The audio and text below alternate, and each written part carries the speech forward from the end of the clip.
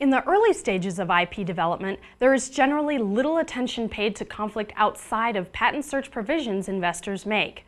But when ideas become wildly successful, IP can rear its head. Let's discuss some of the things that can happen when someone else lays claim to your established idea. There are two categories of claims come to mind. The very first one has to do with title. And this, all you have to do is show someone that there's an opportunity to make money, and they will come and try to claim that they own your IP. For example, I have worked for a very promising woman entrepreneur who developed an online auction for a particular application, a particular business application. This web-based software, she contracted with a software developer, a web developer, to design it for her. And then she proceeded to do well in her business, to go and get big sports organizations, big universities to come and use her services and her web-based software services.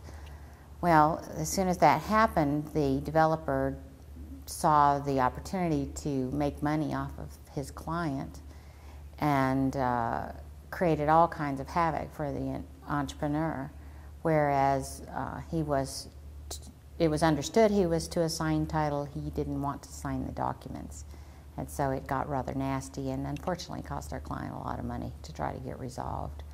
And that's the sort of predatory behavior that you can see. So the best way to handle that is to get it established up front before any money changes hand. In the statement of work you give your developer, you want to have that assignment required, and you want to have them sign the document before you you even discuss your idea. So an NDA and an assignment agreement are needed. Now, the other claims that can come when you start making money are infringement claims, and we've had a number of those come up too, where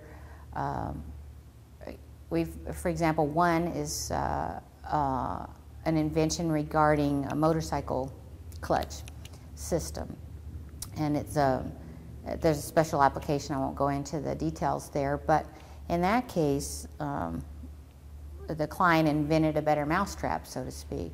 Their competitor wanted to buy their company, but they didn't want to sell. So their competitor came in under the disguise that they were going to buy. They signed an NDA, etc. When they did all that, they were really collecting information to come back and file suit against the client for patent infringement. And it was very bad faith, but that sometimes happens. So the client has had to spend several $1 million by now defending on the patent infringement claim, and defending through the courts, as well as taking certain administrative actions with the USPTO.